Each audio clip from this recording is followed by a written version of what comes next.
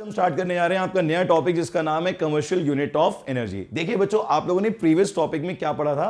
पार। ठीक है, पार के बारे में आपने बहुत सारी चीजें पढ़ ली। पार में क्या होता था कि पार से हमें यह पता लग जाता था कि हमारे अप्लायंसेस की कितनी पार कंजम्पशन है और हम उसको कितने करंट में, basically the main target is current, कि करंट ड्रॉ कितना करेगा। जैसे आपने कल एक इस चांद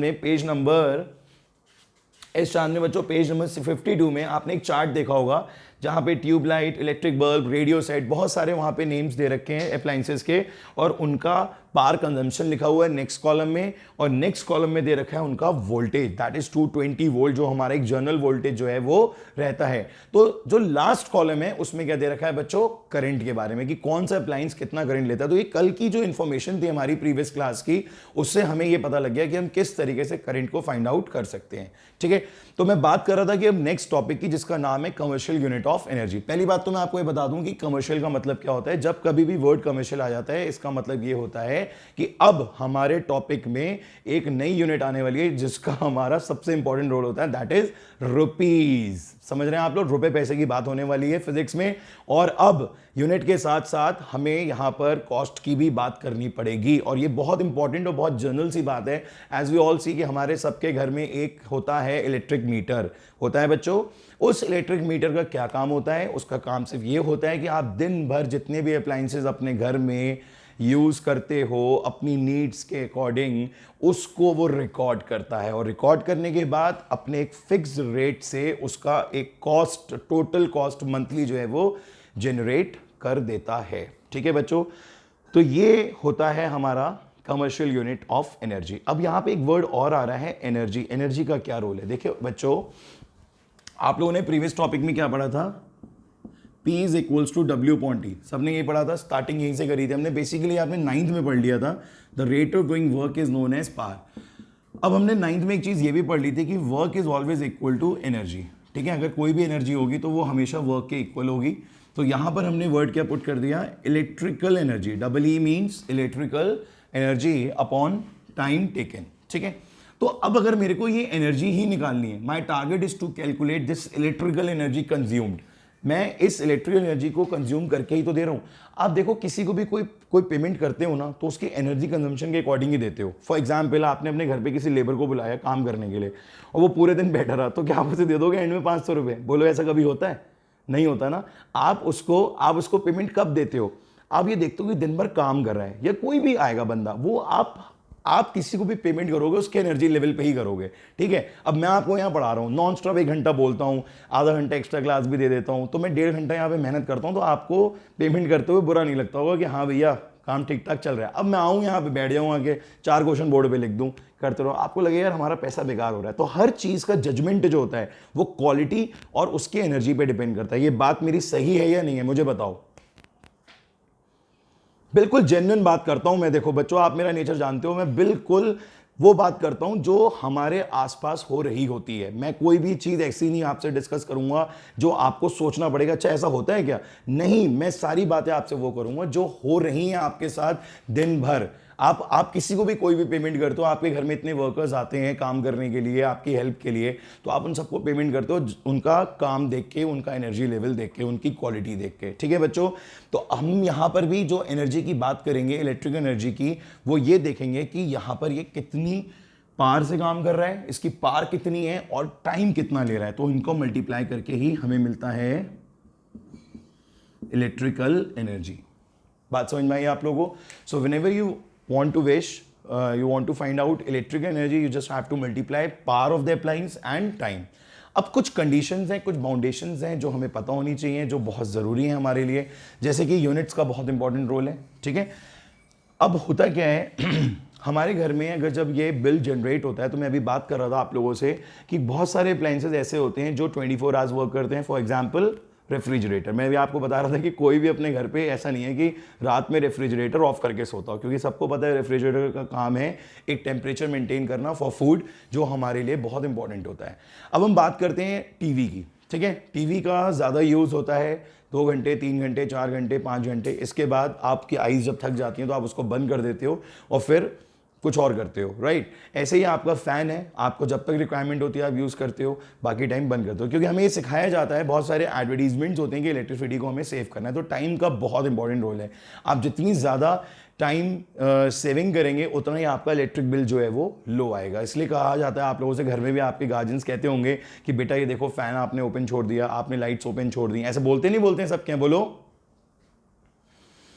है ना। या टीवी बहुत ज़्यादा देर देख रहे हो तो उसमें तो दो कंसर्न हो जाते हैं, एक आइस का भी हो जाता है और एक ब्रेन का भी होता है, और ये वाला भी हो जाता है कि ज़्यादा देर यूज़ नहीं करना है, सेविंग करनी है, ठीक है। और वैसे भी ज़्यादा देर यूज़ नहीं करना चाहिए ऐसा कोई भी, ठीक। अब होता क्या है कि जब हमें पूरा इलेक्ट्रिक बिल कैलकुलेट करना होता है, आज आप जो चीज़ सीख लोगे ना, आपको मैं रियलिटी बता रहा हूँ, आप अपने घर में बैठे बैठे अपने सारे अप्लायंसेस का बिल जनरेट कर सकते हो अपने आप, ठीक है।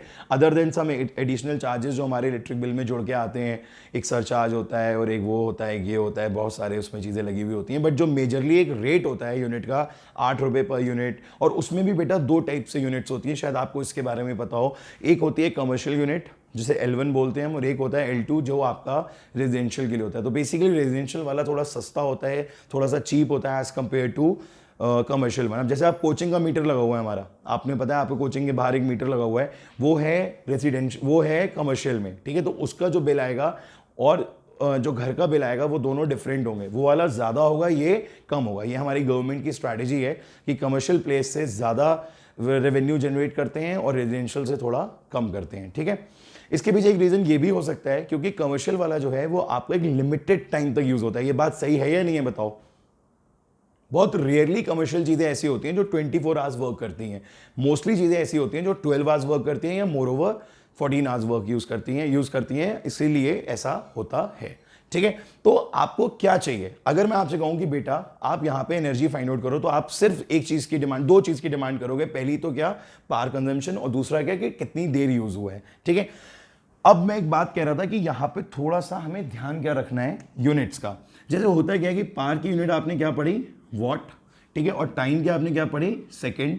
तो जब वॉट और सेकेंड होगा तो यहां पर क्या आ जाएगा, जूल्स। क्या आ जाएगा बच्चों, जूल्स आ जाएगा। वैसे ये क्लास 9 में भी डिस्कस कर चुके हो आप। पर जब हम बात करते हैं कमर्शियल, बड़ी बात करते हैं, मनी की बात करते हैं, तो कमर्शियल वर्ड जब आ जाता है तब इसकी यूनिट हो जाती है किलो वॉट आवर, और इसको हम तब बोलते हैं यूनिट।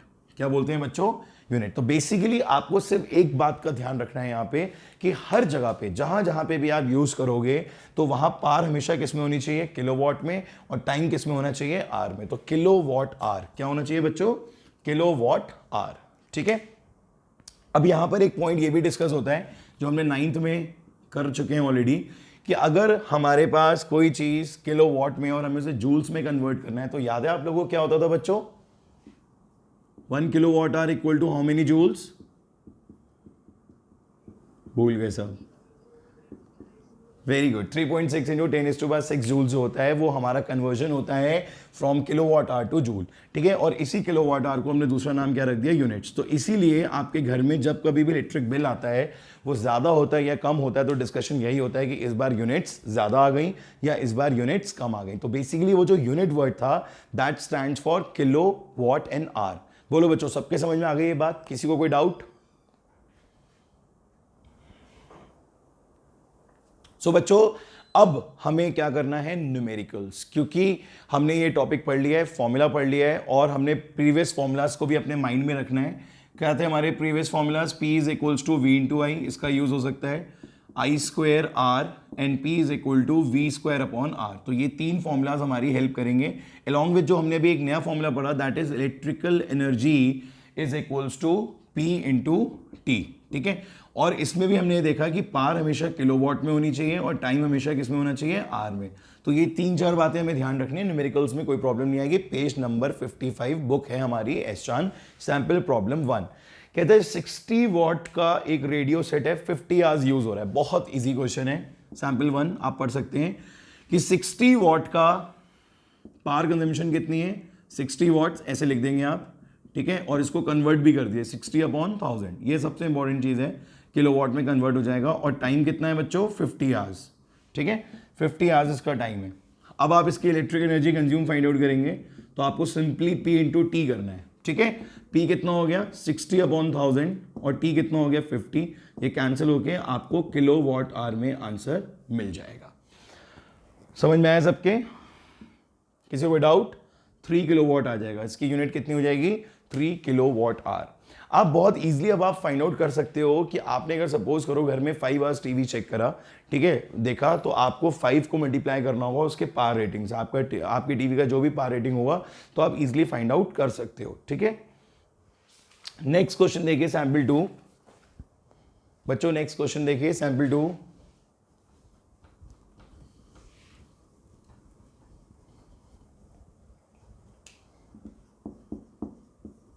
सैंपल 2 में क्या कह रहा है बच्चों? ये सैंपल 2 में ये कह रहा है कि current I 4 ampere 12 volt, I कितना है 4 एम्पियर और V कितना है 12 वोल्ट। आप सबसे पहले तो ना जो डेटा दिया जाए उसको जरूर लिखिए प्रॉपर्ली कि करंट, और मैंने आपको बताया फिजिक्स के बच्चे, फिजिक्स के टीचर वैल्यू स्टेटमेंट से ज्यादा यूनिट पे फोकस करते हैं। अगर आपको यहां पर दे रखा है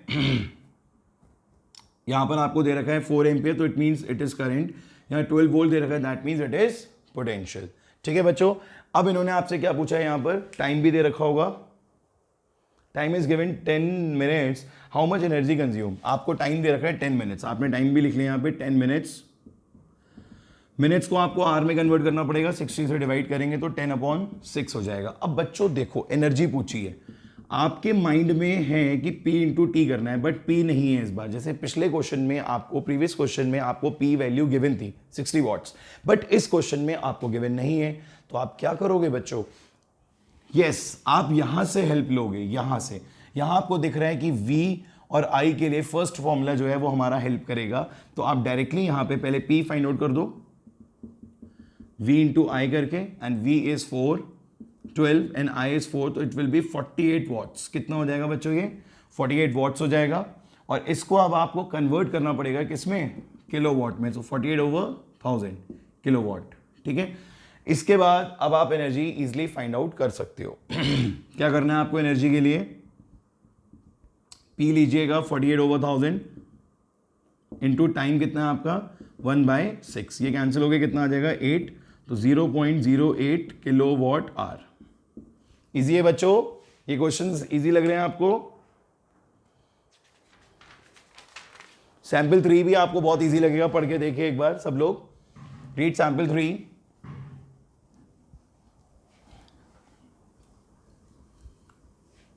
अब उसमें कौन सा फॉर्मूला यूज करना है देखिए आप लोग, कौन सा फॉर्मूला यूज होगा उसमें? आपको I गिवन है और R गिवन है और टाइम 30 मिनट्स दे रखा है। सैंपल 3 में I and R and time is 30 minutes, तो 30 ओवर क्या करते हैं हम बच्चों 60, तो 1/2 R आ जाता है। और R कितना है बच्चों? R बताओ, 2 ओम एंड 5 एम्पियर, राइट, ठीक है। अभी फिर से हमारे पास पार नहीं है, पर उसकी मदद करने के लिए I और R तो है हमारे पास, कौन सा यूज करेंगे? I²R, तो P is equals to I²/R कर देंगे, राइट।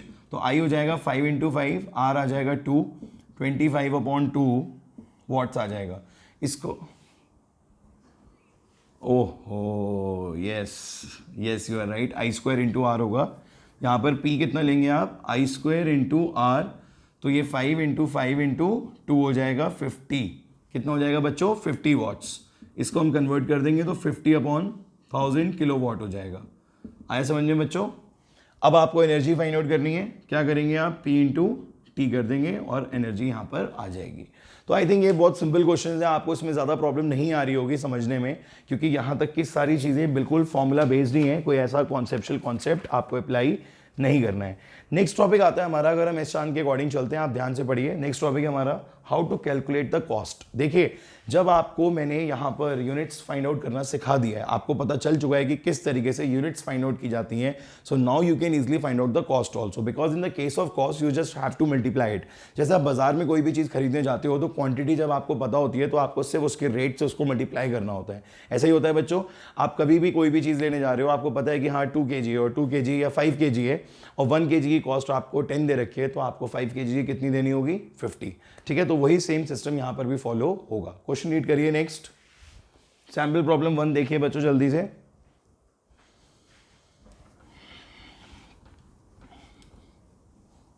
और पुराने फॉर्मूलाज का अगर हमें कहीं पर भी कोई यूज करना पड़ रहा है तो वो हम कर सकते हैं, क्योंकि वो हमें अच्छी तरीके से याद हो चुके हैं। सबको याद हो गए हैं बच्चों?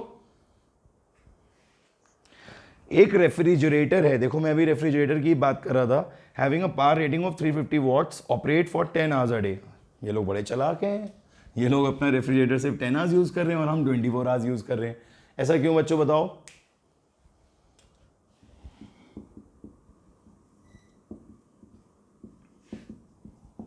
हैं?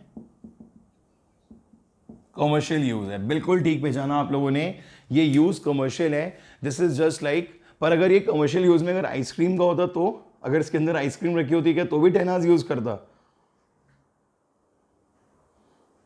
बोलो, फिर तो 24 आवर्स यूज करना पड़ता। तो इट्स ऑल अबाउट थिंग, ये डिपेंड करता है कि अब जैसे सपोज करो ये कोई ऐसी शॉप हो सकती है, जैसे ये कोई मिल्क शॉप होगी, राइट? वहां पर क्या होगा, इसने डेली बेसिस पे अपने मिल्क पैकेट्स मंगाए और उसको उसने यूज करा। शाम को जाते टाइम इसका जब सारा माल बिक गया, सब कुछ खत्म हो गया, तो खाली फ्रिज ऑन करके नहीं जाएगा। इज इट राइट और रॉन्ग?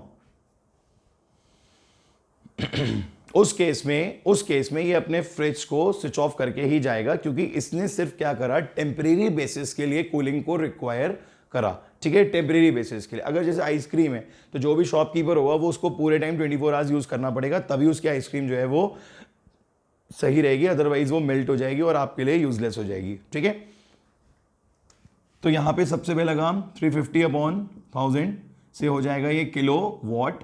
ठीक है बच्चों, टाइम हमारे पास है ही है, और इन्होंने हमसे क्या पूछा है? अच्छा एक बात और है बच्चों, यहां पर जैसे मैंने आपको बताया था अभी कि कॉस्ट को मल्टीप्लाई करना है, बट इसमें डेज का भी रोल है। बिल्कुल बहुत जेन्युइन बात है ये, डेज के रोल के बिना तो पॉसिबल ही नहीं है, क्योंकि डेज का भी तो रोल होगा। आप खुद सोचो कि डेज का रोल इसलिए है कि आपने भाई रेफ्रिजरेटर यूज करा तो आप 30 डेज यूज करोगे ना मंथ में, क्योंकि आपको तो मंथली पेमेंट करनी होती है, हर दिन बिल नहीं आता हमारे यहाँ, 30 डेज बाद ही आता है, तो 30 डेज का पूरा कैलकुलेशन होता है, राइट? तो इसी की वजह से यहां पे डेज को भी हमें मल्टीप्लाई करना पड़ता है। बात बिल्कुल ठीक है बच्चों? तो अब हमारे लिखने का मेथड ये हो जाएगा, electrical energy consumed in 1 day for 10 hours कितनी हो जाएगी? 350/1000 इंटू 10। ये कैंसिल हो गया, यहाँ पे कितना आ जाएगा? 3.5 किलो वॉट आवर। ठीक है बच्चों, सबसे पहला स्टेप क्या होगा बच्चों? किलो वॉट में कन्वर्ट करना, ये कंपलसरी स्टेप है, टाइम आर में ही होना चाहिए। दोनों को मल्टीप्लाई कर देंगे और यहां पर आपका 3.5 किलो वॉट आवर आ जाएगा। इसके बाद electrical energy consume in 30 days, अब 30 डेज के लिए मल्टीप्लाई कर देंगे, 30 इंटू 3.5, ये कितना आ जाएगा बच्चों? 35 इंटू 3 105 किलो वॉट आवर। कितना आ जाएगा ये? 105 किलो वॉट आवर। यहां तक समझ में आ गया बच्चों? क्या कॉस्ट भी पूछी है इस क्वेश्चन में? 3.40 किलो वॉट आवर इसकी कॉस्ट है बच्चों। तो टोटल कॉस्ट के लिए लिखेंगे आप एंड में, total cost for using 30 days is at the rate of 3.40 into 105। इसको मल्टीप्लाई कर देंगे, रुपीज में आपका आंसर आ जाएगा। तो बच्चों इजी है, मतलब मैं ये नहीं कहूँगा कि ये टॉपिक कुछ कॉम्प्लिकेटेड है, जैसे आपको कॉम्बिनेशन ऑफ सीरीज में थोड़ी सी प्रॉब्लम आ रही होगी क्वेश्चंस को करने में, यहाँ नहीं आएगी, क्योंकि यहाँ पे बहुत सीधा साधा टेक्निक है जो आपको अप्लाई करना है, और एक ही छोटा सा फॉर्मूला है P इंटू टी, और ये सपोर्टिंग फॉर्मूलाज हैं, तो इनकी भी जरूरत हमें तब लेनी पड़ती है जब क्वेश्चन में डायरेक्टली हमें पार गिवन नहीं होती है। कब यूज करते हैं बच्चों? जब पार गिवन नहीं होती है। जब पार गिवन होगी तब तो हम डायरेक्टली P इंटू टी करेंगे और डेज से मल्टीप्लाई करेंगे, ये पॉइंट ध्यान रखना है, और कॉस्ट से भी मल्टीप्लाई करेंगे जो भी आपको यहां पर दे रखी होगी। ठीक है बच्चों, read sample problem 2, read sample problem 2 बच्चों।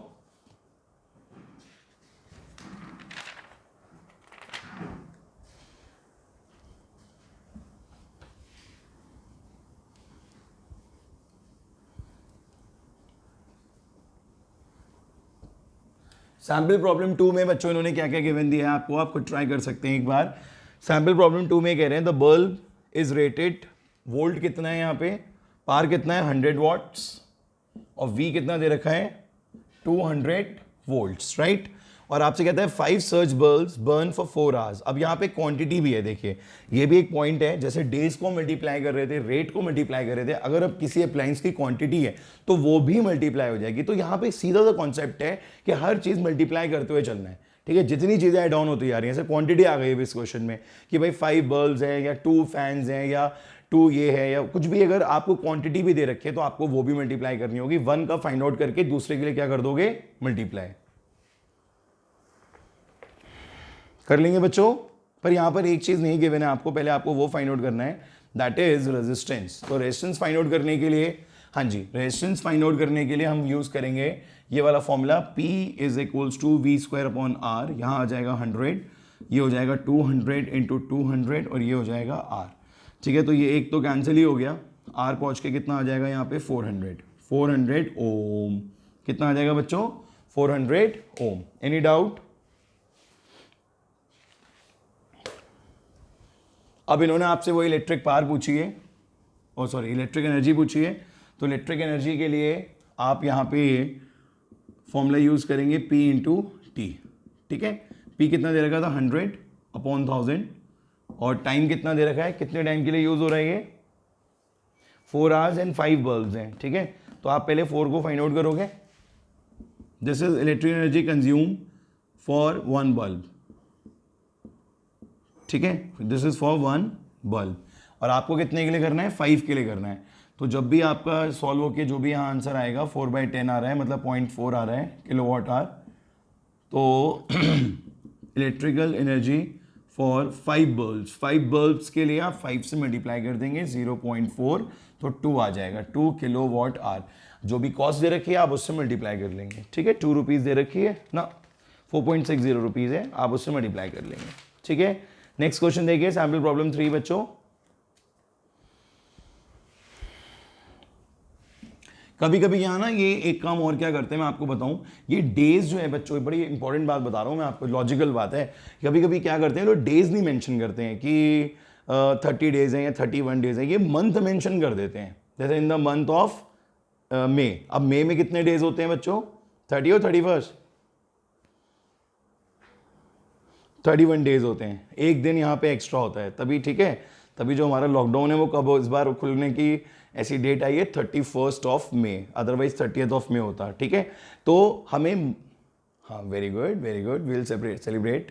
अब 31 को बच्चों आपको यहाँ पे 30 से मल्टीप्लाई नहीं करना है, मे के मंथ के लिए किससे मल्टीप्लाई करना है, 31 से। तो ये लॉजिकल चीज़ें अगर कोई आती हैं तो अपने माइंड को एक्टिव रखिएगा और ये मिस्टेक नहीं होनी चाहिए। क्वेश्चन रीड करिए, electric heater drawn current end voltage. इस बार बच्चों इन्होंने SP3 में क्या दिया है, करंट दिया है हमें और वोल्टेज दी है। करंट कितना है 3 एम्पियर और वोल्टेज कितना है 0.1, नहीं करंट है 10 ampere, and this is 220। What is the cost of 5 hours every day for 30 days.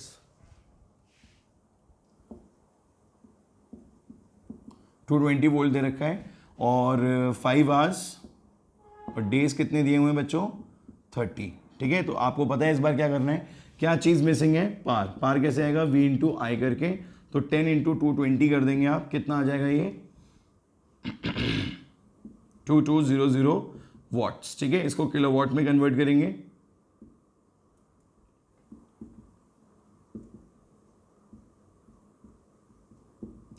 $2.2 kilowatt आ जाएगा। एनी डाउट बच्चों, ये आ गया आपका 2.2 किलोवाट। इसको आप टाइम से मल्टीप्लाई कर दोगे, आप किससे मल्टीप्लाई कर दोगे बच्चों, टाइम से, ठीक है। टाइम से मल्टीप्लाई कर दोगे, 30 डेज से मल्टीप्लाई कर दोगे, कॉस्ट से मल्टीप्लाई कर दोगे, एंड में आपका आंसर आ जाएगा। तो इस टाइप के क्वेश्चंस आप जरूर ट्राई करिएगा। इस पे बेस्ड एक एक्सरसाइज दे रखी है पेज 58 पे, जिसमें आपको लगभग 45 क्वेश्चंस दे रखे हैं। मैं ये चाहता हूँ कि आप ये वाली एक्सरसाइज कंप्लीट करिए और इससे रिलेटेड जो भी डाउट्स हो वो मेरे से जरूर डिस्कस करिए, ठीक है बच्चों।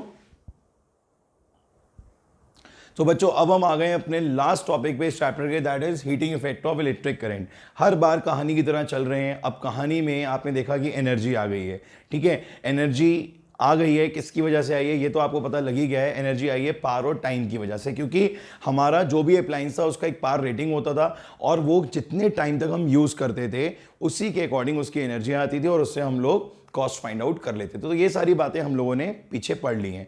अब जो हमारा नेक्स्ट टॉपिक है that is heating effect of electric current. As you all know बच्चों, जब करंट फ्लो होता है ना तो 3 टाइप के इफेक्ट होते हैं। एक होता है हीटिंग, जो आपने बहुत बार फील करा होगा।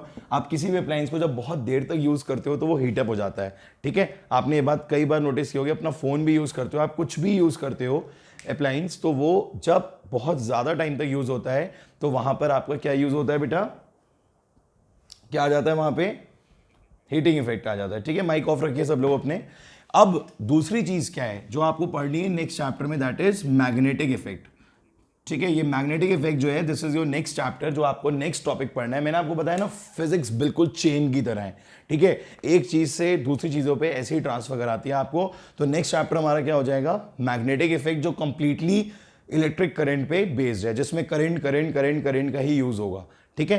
And the third is chemical effect, ये भी यूज होता है बट ये अभी हमारे सिलेबस में नहीं है, 10th क्लास में, ये आपको हायर क्लासेस में मिलेगा, ठीक है। तो अभी हमें क्या पढ़ना है बच्चों, heating effect of electric current. अब ये आया कैसे मैं आपको बताता हूं।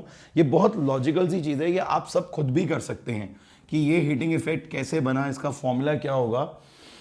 Heating effect of electric current का फॉर्मूला है H is equal to I square R T. What is this H? H is heat energy. हम ये पता लगाना चाहते हैं कि हमारे अप्लायंस का हीटिंग एनर्जी कितना है। जैसे आपको पता है कि कोई भी चीज़ जब आप रब करोगे, फ्रिक्शन होगा तो वहाँ हीट प्रोड्यूस होगी। तो यहाँ पे भी जब चार्जेस फ्लो करते हैं तो उसकी वजह से उस अप्लायंस में एक हीट जनरेट हो जाती है, और उस हीट को हम कैलकुलेट भी करना चाहते हैं, उस एनर्जी को हम कैलकुलेट भी करना चाहते हैं। तो हमें सिर्फ और सिर्फ 3 चीज़ें पता होनी चाहिए जो पुरानी ही है, मतलब ऐसा नहीं है कोई नई चीज़ आने वाली है इस बार। आपको वही 3 चीज़ें चाहिए। कौन कौन सी बच्चों? एक I, एक R और एक T। T is time, I is current and R is time. अब आपके मन में एक क्यूरियोसिटी तो हो गई होगी कि ये फॉर्मूला आया कैसे। बोलो बच्चों, हुई या नहीं हुई? बिल्कुल हो गई होगी। आपको लग रहा होगा कि एकदम से ये H is equals to I square R D कहां से आ गया, ये कैसे फॉर्मूला बना होगा। अब देखिए दिस इज वेरी इजी। आपने बच्चों फिर से मैं बिल्कुल स्टार्टिंग वाले टॉपिक के पास लेके जाता हूं आपको। आपने पढ़ा था work is equals to V upon क्यू, ऐसे ही पढ़ा था आप लोगों ने, सबको याद है? कोई डाउट? आपने क्या पढ़ा था टॉपिक? यही पढ़ा था सबसे पहले, सही है गलत है बताओ?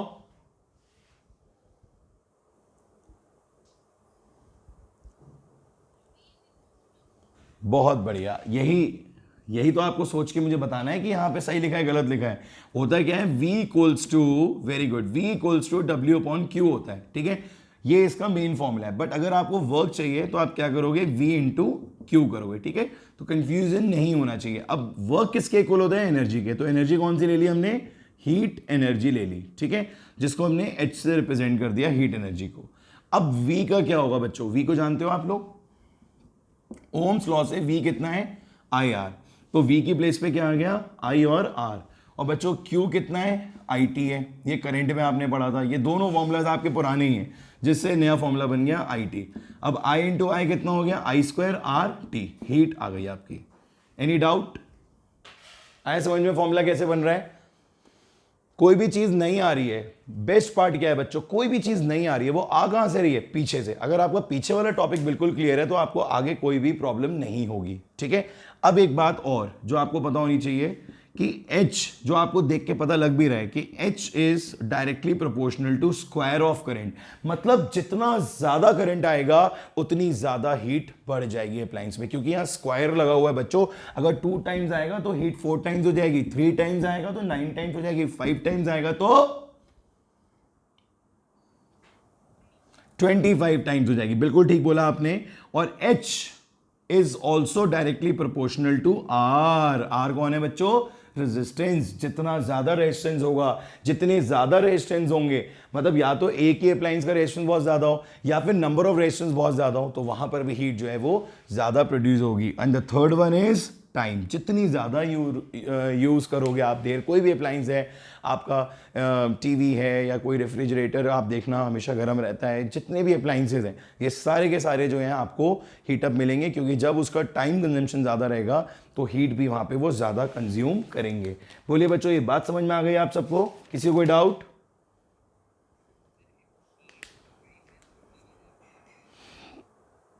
है बेटा?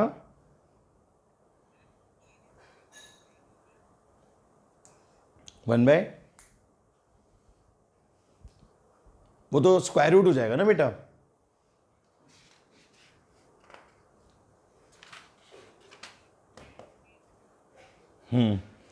अब आगे देखिए बच्चों, इसमें आपको जो नेक्स्ट टॉपिक दे रखा है, इसका बेसिकली यूज़ होता कहाँ पर है? जितने भी हमारे हीटिंग अप्लाइंसेज होते हैं, जैसे गीज़र होता है आपका, या इमल्शन रॉड होती है, या इलेक्ट्रिक आयरन होती है, हीटिंग अप्लाइंसेज में ही बेसिकली इसका हमें एनर्जी कैलकुलेट करने के लिए यूज़ आता है। इसके सैम्पल प्रॉब्लम देख लीजिए बच्चों, बहुत सिंपल से सैम्पल प्रॉब्लम्स हैं इसके, इसी फॉर्मूले पे based.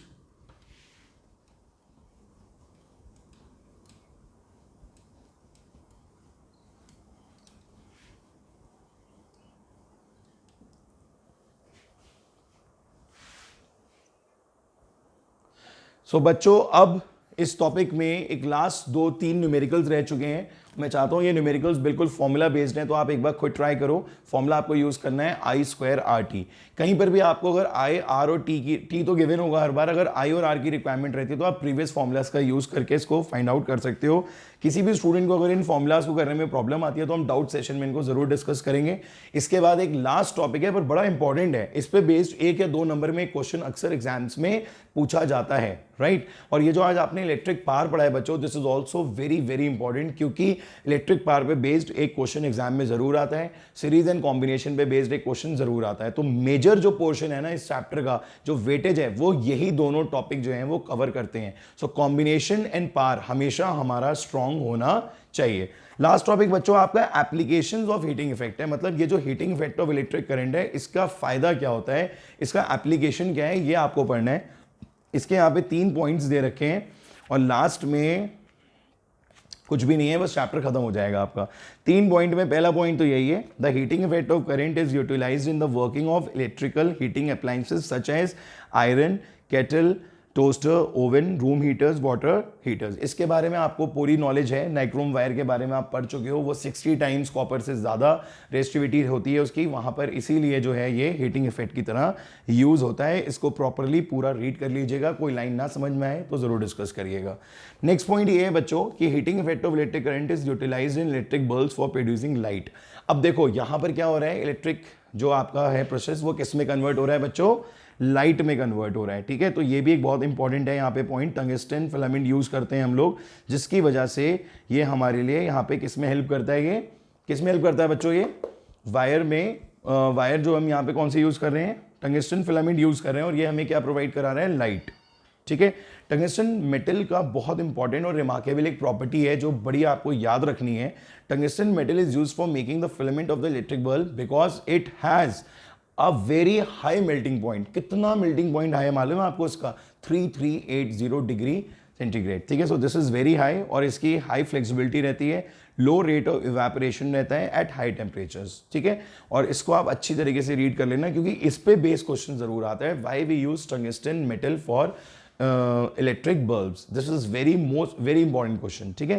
And the last is the heating effect of electric current is utilise in the electric fuse for protecting household. अब देखिए यहाँ पर क्या होता है कि जब हम क्या करते हैं बच्चों, जब हम क्या करते हैं, फ्यूजेज यूज करते हैं, तो उसका पर्पस सिर्फ यही होता है कि जब ज़्यादा करंट आ जाए, एकदम से हमारी सप्लाई लाइन में करंट ज़्यादा आ जाए, और उस ज़्यादा करंट के आ जाने की वजह से अगर हमारे अप्लाइंसेस ख़राब हो रहे हैं, हमारे अप्लाइंसेस को कोई प्रॉब्लम हो रही है, तो इट्स अ मेजर लॉस। अगर टीवी भी ख़राब हो जाता है तो बहुत लंबा नुकसान हो गया, कोई भी आपका अप्लाइंस खराब हो जाता है, तो इसीलिए एक फ्यूज होता है। फ्यूज का काम क्या होता है, पतली सी वायर होती है, जैसी करंट ज़्यादा आया तो वो हीट हुआ, हीट होने से वो मेल्ट हो गया, मेल्ट होके ब्रेक हो गया, और ब्रेक होने से सर्किट हो गया ब्रेक, जिसकी वजह से हमारा अप्लायंस जो है वो सेव हो गया, खराब नहीं हुआ, ठीक है बच्चों। So this is the application of heating effect of electric current, और इसी के साथ आपका ये चैप्टर खत्म हो गया है आज, और अब हम जल्दी आपका नया चैप्टर स्टार्ट करेंगे, magnetic effect of electric current. आप इसकी सारी आसान से एक्सरसाइजेस कंप्लीट कर लीजिए। किसी को भी कहीं पर भी कोई भी दिक्कत आ रही है, छोटा पॉइंट, बड़ा पॉइंट, टेढ़ा पॉइंट, मेरा पॉइंट, कैसा भी पॉइंट हो, वो मेरे से आप जरूर डिस्कस करिए अपनी डाउट क्लासेस में, ठीक है बच्चों। तब तक के लिए have a good time, God bless you, see you very soon.